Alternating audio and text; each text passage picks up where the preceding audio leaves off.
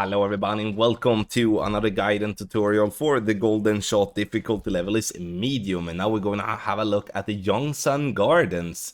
Hold number 1, I think that is. That surprised me a little bit because we usually don't get anything else than just the recycled ones since before. We only had this one time, and this is a little tricky one. I would personally recommend to go the hard one always here, especially with your free shot if you're not in desperate need of kingmakers. Before we take a closer look, make sure that you do hit the thumbs up button, also subscribe to the channel and turn on the notifications. For those of you that are looking to improve your game even more, tour play, tournament play, checkpoint challenge, you go to patreon.com/golfclashtommy. Link is in the description down below, and you can then sign up and start as low as $1.50 per month. Alright. Yongsan Gardens. This is a part 3 where it's hard to judge the speed, at least that's my memory of this one.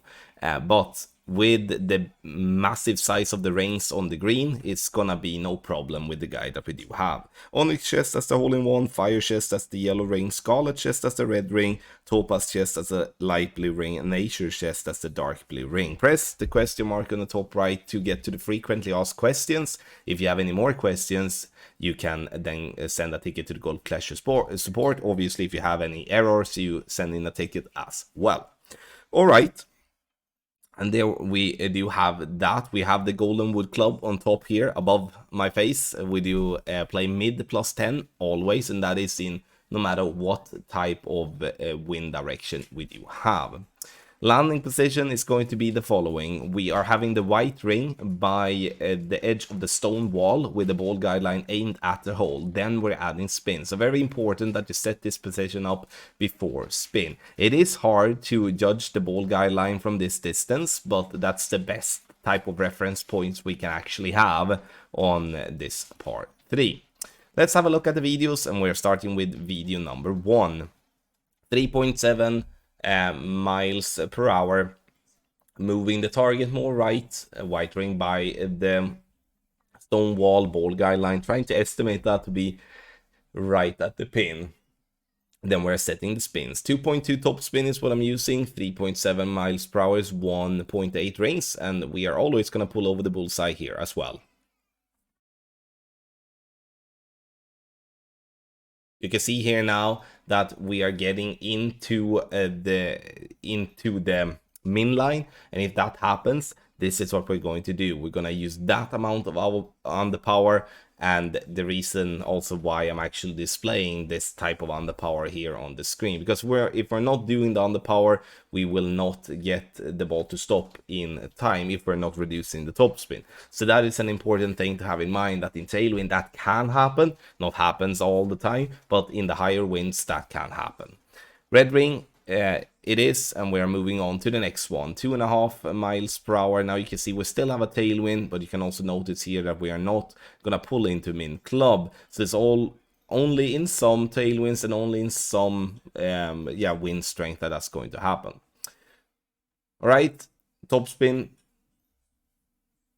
In this case, adding 2 top spin. 2.5 miles per hour is 1.2 rings. Making the adjustment, and now we're just going to center ball, and we then have perfect ball it is, and we are bouncing on the fairway. Now you can see we're getting over the water, rolls up. We are just a little short here, needed a little bit more speed, not much, but a little bit more to get that ball towards the pin. We do have the yellow ring though, the fire chest it is. Let's have a look at what we have in that. Tsunami and some kingmakers. Shot number 3, we do have a headwind. And not much wind really to account for, but it is a headwind though. White ring by the stone wall. Ball guideline point towards the pin. And then we're going to add spins.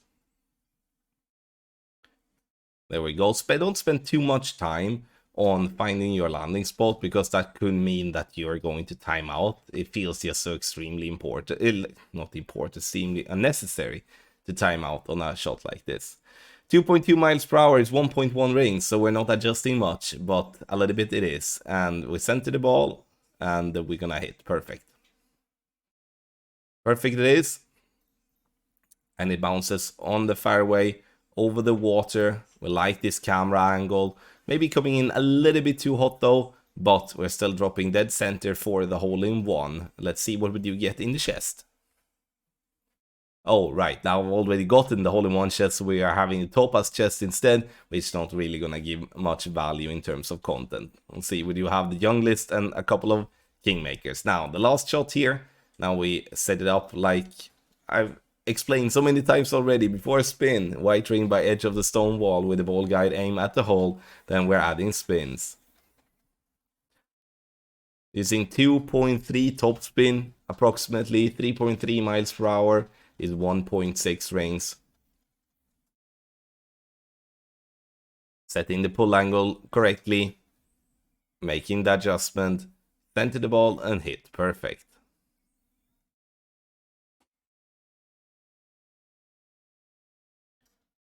Oh, there we go.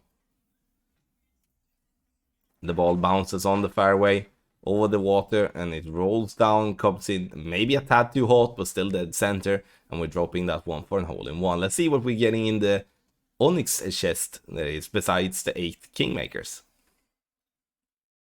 We'll see, the epic is always interesting in this instance. It's 6 Falcon cards, which is really good. So there we do have it, ladies and gentlemen. Let's take a look at the text guide, and you can see here now that we have the Yongsan Gardens in the golden shot medium. Shot structure before spin, white ring by the edge of the stone wall with the ball guide aimed at the hole, then add spin. Scan the QR code for access to the best guides on the market, including the Metropolitan 9-hole cup this week. Alright, we are taking a look at the spins. Direct tailwind, 2.2 top spin, and then we have teeth on the power. And if you don't know what that is, rewind this video and check what I did on the first shot. That's what we mean with teeth on the power. Wind coming left to right with tailwind, 2.2 top spin if we're not adjusting down into the min line. Then we're adding down the power as already described. Right to left tailwind, 2.2 top spin there as well, no side spin. Wind coming left to right with crosswind, 2.3 top spin, left, half a left. Wind coming right to left, direct crosswind, 2.3 top spin, half a right. Wind coming left to right with headwind and crosswind, 2.5 top spin. Wind coming right to left with headwind and crosswind, 2.5 top spin there too. And direct headwind is 2.6 top spin. You can find this text guide on golfclashtommy.com/goldenshot or in the link in the description down below. Thank you so much everybody for watching this video. Make sure to hit thumbs up before you go, and I wish you the best of luck in the golden shot.